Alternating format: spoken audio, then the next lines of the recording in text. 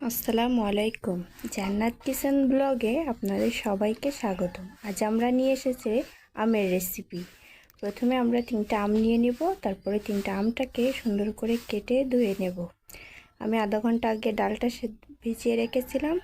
এবার ডালটা চুলায় দিয়ে সেদ্ধ করে নেব। এই যে সেদ্ধ হয়ে গেছে। এবার ডালটার একটু নাড়াচাড়া করে নেব। ডালটা ভালোভাবে সেদ্ধ হয়ে এর ভিতরে দিয়ে দেব কেটে রাখা আমগুলোকে দিয়ে একটু নাড়াচাড়া করে আবারও একটু নাড়াচাড়া করে নেব। নিয়ে দিয়ে দেব সামান্য একটু পানিটাকে দিয়ে ঢেকে দেব যতক্ষণ না আমটা কিছুটা সেদ্ধ হয়ে আসছে। আমটা কিছুটা সেদ্ধ হয়ে গেছে।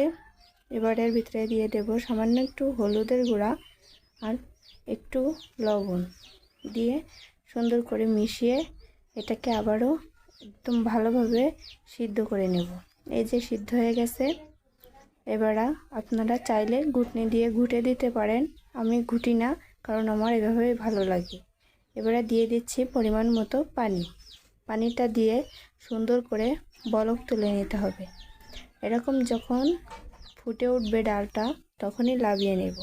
নিয়ে এর ভিতরে দিয়ে দেব একটু কড়াইতে দিয়ে দেব পরিমাণ মতো তেল। তার ভিতরে দিয়ে দেব সামান্য একটু পেঁয়াজ কুচি।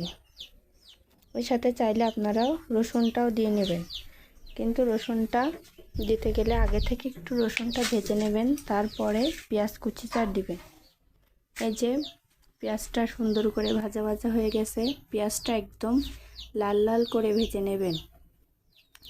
দেখলে মনে হবে পোড়া, অথচ পোড়া না। এবার দিয়ে দেবেন সেই সিদ্ধ করে রাখা ডালগুলো। সাবধানে দিবেন যেন গায়ে ছিটা না লাগে। এই যে দেওয়া শেষ। এবার সুন্দরভাবে ডালটাকে ফুটিয়ে নিতে হবে 6 থেকে 7 মিনিট। এই যে ফোটানো শেষ। এবার এই পর্যায়ে দিয়ে দেবেন সামান্য একটু লবণ দিয়ে এই যে হয়ে গেছে ডালটা। এবার আমরা নামিয়ে নেব। এই গরমে পেট এবং শরীর দুটোই ভালো থাকবে। আশা করি আপনাদের অনেক ভালো লাগবে। আসসালামু আলাইকুম।